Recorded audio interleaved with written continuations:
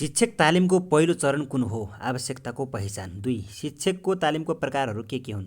प्रमाणीकरण तालिम, पुनर्ता जगी स्थानीय आवश्यकता आधारित मोड्युलर तालिम। 3. शिक्षकलाई पूर्व सेवाकालीन तालिमको केन्द्र कुन हो भन्दाखेरि विद्यालय। 4. प्रमाणीकरण तालिम केसँग आधारित हुन्छ? आवश्यकता। 5. टिपिटीको पूरा रूप के हो? Teacher professional development. 6. युरोको पूरा रूप के हो? Educational review office. एनइबीको पूरा रूप के हो? 7मा एनइबीको पूरा रूप के हो? National education board. टिपिटी कहिलेबाट आएको अवधारणा हो? आर्थिक वर्ष 2066-67बाट। 9. टिपिटीका लागि टिपिडी तालिम प्रेक्षण गरिएका जिल्लाहरू सुर्खेत, रूपन्देही, कैलाली, भक्तपुर, मकवानपुर, डडेलधुरा, झापा हुन्। 10. प्रेक्षणको रूपमा टिपिडी तालिमलाई कतिजना शिक्षकमा प्रेक्षण गरिएको थियो? 150 जना। 11. टिपिडी तालिमलाई कति चरणमा बाँडिएको छ? 3 चरणमा। 10 + 10 + 10 3 चरण 30 भयो होइन। त्यसै गरी 12मा शिक्षक सक्षमता प्रारूप कहिले स्वीकृति भएको थियो? विक्रम सम्वत 2072 12 महिना 3 गते भएको थियो। त्यसै गरी 13मा छ 12 पछि शिक्षक सक्षमता प्रारूप स्वीकृति पछि 30 दिने टिपिडी तालिमलाई कति खण्डमा विभाजन गरेको थियो? 2 खण्डमा 15 गरेर है त। त्यसै गरी 14मा छ टिपिडी तालिम खण्डको कुल अङ्कमध्ये उपस्थिति बापत कति अङ्क दिइन्छ? 6 अङ्क। 15. टिपिडी तालिम मध्ये लिखित परीक्षा कति पूर्णाङ्कको हुन्छ? 50 अङ्क। 16. शिक्षकको पेशागत विकासको लागि महत्त्वपूर्ण तत्त्व केलाई मानिन्छ? तालिम। 17मा छ टिपिडी तालिम लिने शिक्षकलाई श्रेणीकरण गर्दा 90 भन्दा माथि अङ्क ल्याए कुन श्रेणीमा वर्गीकरण गर्ने व्यवस्था छ? विशिष्ट। 18. पुनर्ता जगी तालिम केमा आधारित हुन्छ? मागमा। 19मा छ पुनर्ता जगी तालिम कस्ता शिक्षकलाई दिइन्छ? टिपिडी तालिम पुरा गरेका। 20मा छ विशेष ज्ञान सिप विकासका लागि दिइने तालिम कुन हो? स्थानीय आवश्यकतामा आधारित। 21. स्थानीय आवश्यकतामा आधारित तालिम कसले कुन सरकारले दिने व्यवस्था छ? स्थानीय सरकारले। 22. आधार शिक्षक तालिम केन्द्रको स्थापना कहिले भयो? विक्रम सम्वत 2004 जेठ 10 गते। 23मा छ रेन्जर तालिमको सुरुवात कहिले भयो? विक्रम सम्वत 2004। 24. नेपालमा औपचारिक योजनाबद्ध रूपमा तालिमको सुरुवात कहिले भएको थियो? विक्रम सम्वत 2013मा भएको थियो। 25. राष्ट्रिय शिक्षक शिक्षण केन्द्रको स्थापना कहिले भएको थियो? विक्रम सम्वत 2011 भाद्र 24 गते। 26. नर्मल स्कुलको स्थापना कहिले भयो? विक्रम सम्वत 2013। 27. घुम्ती तालिम केन्द्रको स्थापना कहिले भएको थियो? विक्रम सम्वत 2013। 28. विक्रम सम्वत 2016 सालमा असार 30मा स्थापना भएको त्रिभुवन विश्वविद्यालयले कुन तालिम दिएर सहयोग गरेको थियो? पूर्व सेवाकालीन तालिम। 29. नेपालमा पहिलोपटक एमइएड पढाइको सुरु कहिले भयो? विक्रम सम्वत 2022। कलेज अफ एजुकेसनको शाखा विस्तार कहाँ गरिएको थियो? वीरगञ्ज ठाकुर राम कलेज भएको ठाउँमा है त। त्यसै गरी 31मा छ सेटअप एसटिइपीको कार्यक्रमको सुरुवात कहिलेबाट भएको थियो? विक्रम सम्वत 2023। त्यसै गरी 32मा छ प्राइम कार्यक्रमको सुरुवात कहिले भयो? विक्रम सम्वत 2025मा। 33मा नेपालमा शिक्षक हुनका लागि सर्वप्रथम तालिम अनिवार्य कसले गरेको थियो? राष्ट्रिय शिक्षा पद्धतिको योजना 2028ले। 34. रेडियो शिक्षा तालिम परियोजनाको सुरुवात कहिले भयो? विक्रम सम्वत 2035। 35मा छ रेडियो शिक्षक तालिम प्रसारण सुरु कहिलेबाट भयो भन्दाखेरि 2037 साल रेडियो नेपालबाट भएको थियो। त्यसै गरी 36मा छ सेती अञ्चलका 5 जिल्लामा सञ्चालित सेती परियोजना कहिलेबाट सुरुवात भएको थियो भन्दाखेरि विक्रम सम्वत 2038 सालबाट भएको थियो।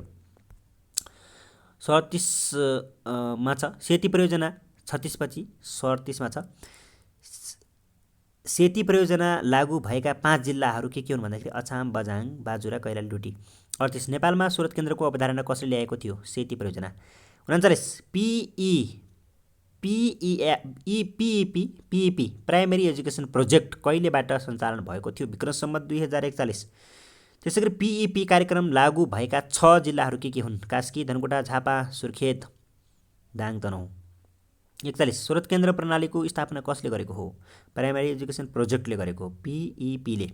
त्यसै गरी 42मा छ क्षेत्रीय शिक्षा निर्देशनालय 150 घन्टे र 180 घन्टे तालिम कहिले चलाइएको थियो? विक्रम सम्वत 2044-45मा।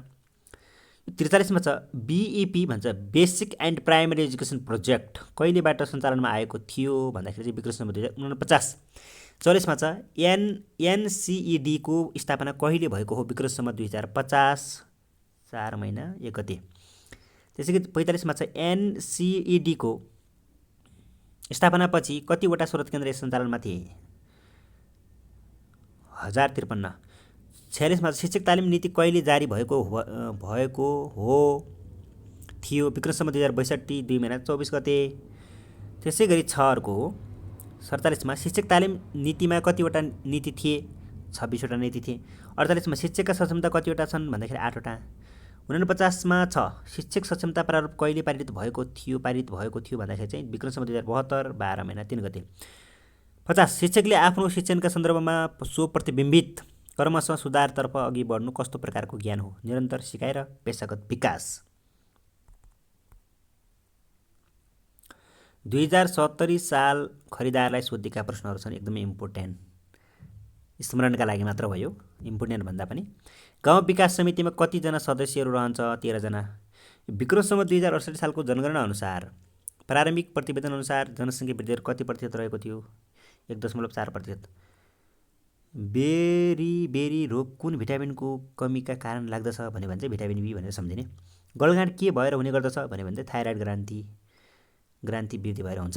यो जैविक विविधतामा नेपाल विश्वको कुन स्थानमा पर्दछ भने चाहिँ 25औं स्थानमा भनेर सम्झिने है त। यो क्षयरोगबाट बच्न कुन खोप प्रयोग गर्नु उपयोग हुन्छ भने चाहिँ बीसीजी, जोडा मिलाउनुहोस् भन्ने छ। यो एटम बम चाहिँ अटो हान भन्छ, रेबी चाहिँ पास्चर, त्यसै गरी तारविहीन टेलिग्राम चाहिँ मार्कोनी, चिम चाहिँ थोमस अल्भा एडिसन बल्बको आविष्कारक। रेडियो नेपालको स्थापना कहिले भएको हो भन्दाखेरि विक्रम सम्वत 2007 चैत्र 20 गते चाहिँ नबिर्सिने। गुम्बा मन्दिर घर आदिका भित्तामा बनाइने चित्रलाई कुन चित्र भनिन्छ? भित्तिचित्र भनिन्छ। यो सुमति तन्त्र भनेको चाहिँ के हो भने चाहिँ नि नेपालमा रहेको प्राचीन ज्योतिष ग्रन्थ। नेपालमा पहिलोपटक संविधान सभाको निर्वाचन कहिले सम्पन्न भयो? विक्रम सम्वत 2064 चैत्र 28 गते। औद्योगिक क्रान्ति कुन देशबाट सुरुवात भएको? बेलायतबाट। नेपालको पूर्व पश्चिम लम्बाइ कति छ? 885 किलोमिटर। नेपालमा पाइने ठुला र साना नदीहरूको सङ्ख्या कति रहेको छ अनुमान गर्न सकिन्छ भन्दाखेरि 6000 नदी नाला छन्, 6000 भन्दा बढी। सबैभन्दा पछि पत्ता लगाएको महादेश कुन हो? अन्टार्कटिका महादेश हो, मानव बस्ती नै छैन त्यहाँ। कुन महासागरलाई तेल महासागर भनिन्छ भन्दाखेरि हिन्द महासागरलाई, जोडा मिलाउनुहोस् छ। म्याग्मा भन्ने बित्तिकै ज्वालामुखी। सिस्मोग्राफ भूकम्प नाप्ने यन्त्रग्राफ हो। क्रोनोमिटर चाहिँ ग्रिनविच हो। विश्व समय भनेको स्थानीय समय हो। त्यसै विक्रम सम्वत 2067 सालको मदन पुरस्कार प्राप्त कृति कुन हो? जीवन काँडाकै फुल। 67 सालको चाहिँ जीवन काँडा फुल झमक घिमिरेले लेखेकी हुन्। विश्वको सबैभन्दा ठुलो मरुभूमि कुन हो? सहारा मरुभूमि हो। नेपालमा कुन हिमाललाई आधार मानी प्रमाणिक समय निर्धारण गरिएको छ भन्दाखेरि यो गौरीशङ्कर हिमाल हो, जसलाई पाथिभारा हिमाल पनि भनिन्छ। नेपालको निजी क्षेत्रबाट निर्माण भएको प्रथम चलचित्र कुन हो भन्दाखेरि माइतीघर हो। पूर्व प्रधानमन्त्री कृष्णप्रसाद भट्टराईको निधन कहिले भएको हो? विक्रम सम्वत 2067 फागुन 20 गते भएको हो। नेपालमा संविधान सभाको पहिलो बैठक कहिले बसेको थियो भन्दाखेरि विक्रम सम्वत 2065 जेठ 15 गते है त। नेपालमा पर्यटन वर्ष 2011 को मूल नारा के थियो भन्दाखेरि पर्यटनका लागि सँगसँगै। यो विश्व पर्यटन सङ्गठनको प्रधान कार्यालय कहाँ रहेको छ भन्दाखेरि म्याड्रिड। नेपालमा बनेको पहिलो चलचित्र कुन हो भने चाहिँ नि अब यति भन्दा बढी चाहिँ नपढौँ। हस्, धन्यवाद।